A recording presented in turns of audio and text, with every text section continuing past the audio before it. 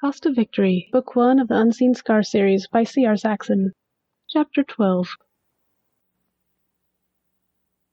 Once the family fell asleep, Ferdinand was moved to a guest room where he was never left unattended. Samuel tried healing his little brother a couple of times. Every time the boy fought him, ultimately reopening the partially closed skin. This left John or Mother tending Ferdinand's back, but was probably for the best.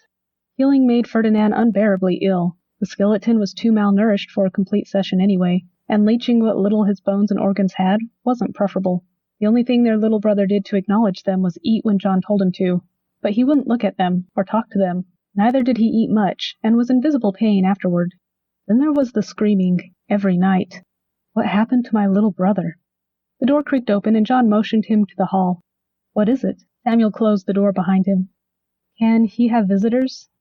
As long as he doesn't move too much. Why? Evelyn really wants to see him. It'd be good for him. We aren't getting anywhere like this, and I know he won't ignore her. If you think it'll help. I think it will. Nodding, Samuel changed topics. Are nightmares normal for him? For the last few months. I don't know about before. Thank you. John rushed off, and Samuel returned to the room. Opening the blinds and windows made it more welcoming for a visit. If Ferdinand took any notice, the boy didn't show it. Soon, little feet pounded up the stairs. The door flew open, and Evelyn ran in, screaming joyfully. She didn't see the horror on Ferdinand's face. She was too busy charging him. For a tiny 5-year-old, she effectively knocked the skeleton to the floor with a tackle. The brothers exchanged glances. Not a sound left Ferdinand, though pain contorted his face. Big brother! They wouldn't let me play with you. They said you were sick. Do you feel better? Can we play? Wow! She poked at his razor-sharp collarbones, making him wince. Bony fingers shot for the top button of his shirt. I'm sorry, not yet. Grinning triumphantly, John leaned on the back of a chair. Those were the first words Ferdinand said in days. But talking to Evelyn wasn't the same as acknowledging either brother. Lady Evelyn, I apologize. Ferdinand grimaced when he lifted and carried her to a small table by an open window. I'm not up for playing, but I'd love hearing how you like it here. Warmth and joy sung in her eyes. I got to ride on a boat! Oh, and my bed is bigger than a house! And everyone's so friendly. I even got new shoes a couple days ago. The brothers watched Ferdinand listen intently to her. He returned all the excitement she gave him. A soft, gentle smile never left his lips despite her rambling for hours. Not once did he interrupt her. Who's this boy by the window? He wasn't at all like the child Samuel knew. Oh! Evelyn bounced in her chair. How long till I become a giant too? An odd grimace washed over Ferdinand's face. That's not exactly how family works. Huh? But I'm part of a giant family now. You said they all grew so big because of love. Being confronted with his own words left Ferdinand visibly flat-footed, but the healer couldn't figure out why. Talking about genetics left Evelyn confused, so the skeleton changed gears completely. Your Uncle Rigel isn't a giant, neither does he look like Mother or Father Artemis, or any of their other sons, right? Yeah, a smile brightened Evelyn's face. He's still big, but not like everyone else, and his hair is straight like mine. Exactly. Nervous energy forced crystal blue eyes around the room, avoiding John and Samuel. Whatever he was thinking, the skeleton was having trouble picking his words. Rigel Dinta was claimed like you, and he looks different because of something called DNA. DNA is a material inside everybody that makes them look the way they do. It's something you have when you're born, and it doesn't change. If your family is the one who gave you that DNA, you'll look like them. But if your DNA doesn't come from your family, you won't look like them. Does that make sense? Long moments passed with Evelyn's head in her hands and lips scrunched to the side. Even Samuel and his baby brother waited eagerly for her answer. Sitting up straight, Evelyn shook her head. No. Samuel, John, Ferdinand, all three of their reactions were comical at her blatantly honest answer. Why didn't we think to explain this to her? In the healer's defense, Evelyn was 5 and she knew the family she lost. There was no need explaining the differences in their looks, they thought. And ultimately, it didn't matter. She was their family now. Leaning forward, Ferdinand tapped a finger against the table. Why is he struggling with this? It took Samuel a minute to understand. Ferdinand was used to scientists, tinkerers in particular. Explaining concepts considered basic for even the youngest scientist to a normal child must be difficult. Samuel wanted to see what solution the skeleton found, but his baby brother tugged at his shirt, wanting his attention. Can he be left unattended? Samuel whispered. John nodded and motioned him out of the room, not speaking until the door was closed. He won't do anything that upset her. Oh. It's like he feels compelled to keep children safe and happy. John's lip twitched. Or those who act childlike. Really? For how long? I noticed when he started mentoring 3 years ago. He's always been protective of his little sisters, Samuel mused. John wrung his hands, trembling slightly. Samuel, you've seen people die, right? That was the last question he expected from his baby brother. Why would you ask that? John's eyes darted to the door. How did you get over it? Did you see someone die? Of all things, this was one Samuel didn't want his baby brother knowing yet. No. John stared at the closed door. Pain filled those chocolate brown eyes. But Ferdinand did. 2 of his volunteers didn't make it. He stayed in their rooms after they went into a coma. He stayed till... Ah. Do you feel responsible for the ones you couldn't save? Sometimes. Samuel hugged his baby brother. Is that part of his problem?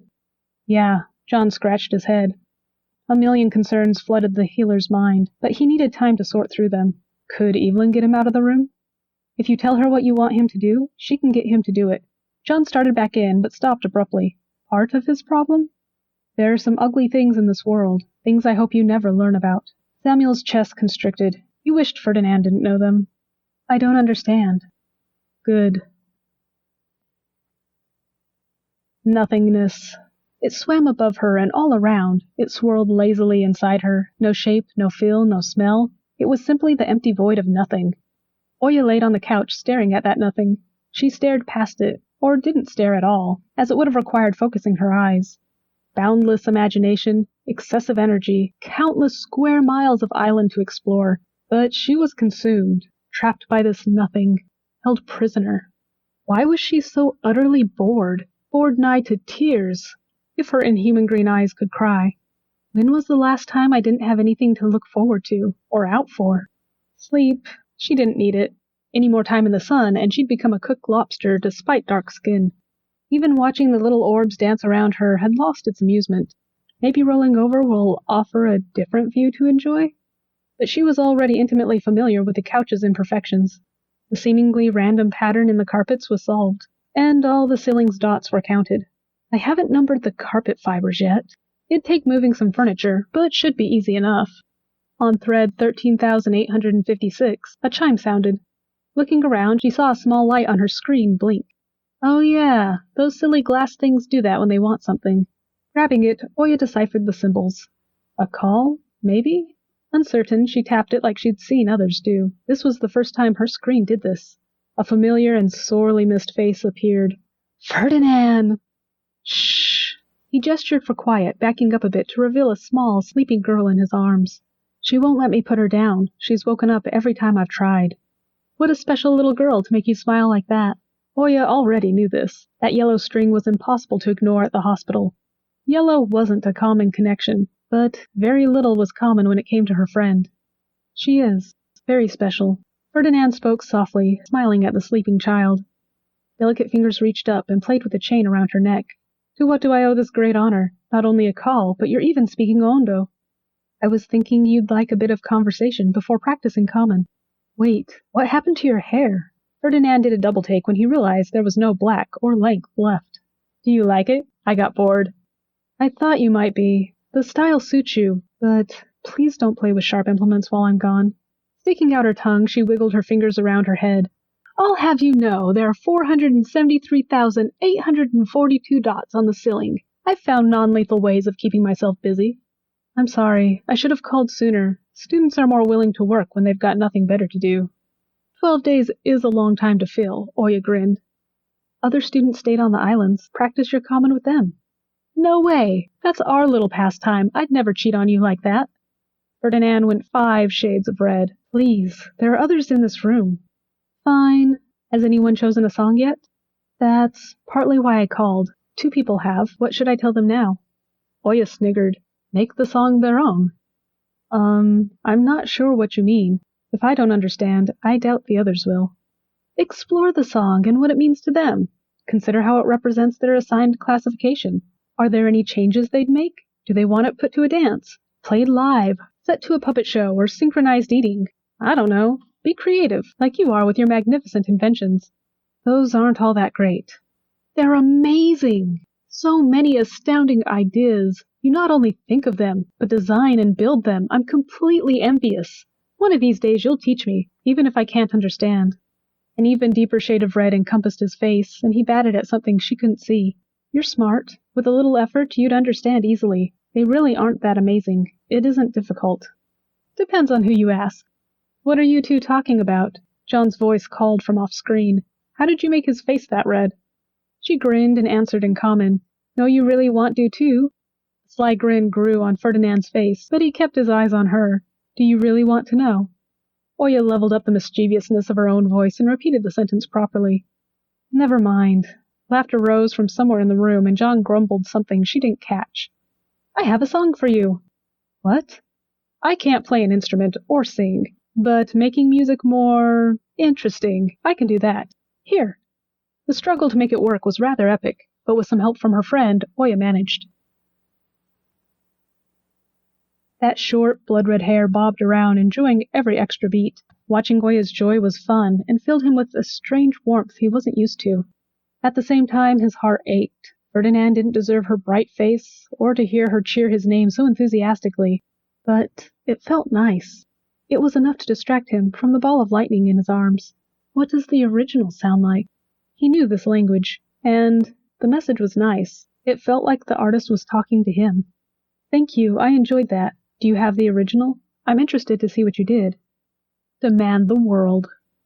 That wild Cheshire grin didn't waver as she battled getting the original to play. The song was lengthy, but the words held more power with the slower beat. If you didn't know what you were hearing, the altered version would be more enjoyable. But Oya giggled, watching him listen. Which did you like better? Oh, they were both nice. Do I have the program? Great answer. Yes, if you transferred everything from the cube. Mischievousness filled her eyes. Have you been practicing? Do I get to hear anything yet? Ah, yeah. I haven't had a chance since arriving, but... Lazy. But? I'll correct my mistake. Blue crystals dropped to the floor. He failed at everything. Before the voice could agree, Ferdinand turned on the earpiece for music to drown it out. Oya laughed. It's not a mistake, just a setback. Setbacks happen. But don't place it above more important things. More important things. He looked down at the little girl in his arms, becoming acutely aware of the lightning emanating from her. Ferdinand took Evelyn's small hand, stifling a grimace her lightning touch caused. Your father and grandmother didn't survive. You won't see them again. Slowly those words sunk in. It took time for her to understand them. When she did, her teeth clenched and tears welled, magnifying the green rings around her irises. But... I'm sorry. My incompetence killed them. I wasn't fast enough. You gave everything, and I failed you. I'm sorry. Ferdinand lowered his head, too ashamed to face her. No! I get to see them when I'm all better. I'll see them when I go home. Crystal blue eyes hidden, he shook his head slowly. I told them I'd come back once I helped. Her tears were moments from falling. I'm sorry. I stole them from you. Ferdinand's voice cracked. Murderer. He flinched at that accusation, that truth. Shooting lightning dug in deeper as she burst into sobs. Wrapping her in his arms, Ferdinand held on while she wailed. Every cry cut deeper into his soul. That was a memory he'd never forget, no matter how much he wanted to. No, I won't. Thank you for your permission to slack. Don't get too used to it. That permission ends with the end of break. Oya wiggled a finger off the tip of her nose. Dad? John walked up to Father Artemis, who'd recently returned from the capital and was now playing in the kitchen. Father covered the bowl and turned a bright smile to his son. John! Of all the Artemis boys, only John and Samuel looked like their dad. While Samuel had darker skin and a more pronounced curl to his hair, John was a carbon copy. It was nice knowing how you'd look in 50 years. What makes you such a good chef? That's a tall question if I've ever heard one. Tired eyes smiled at his last-born son as he guided John to the table.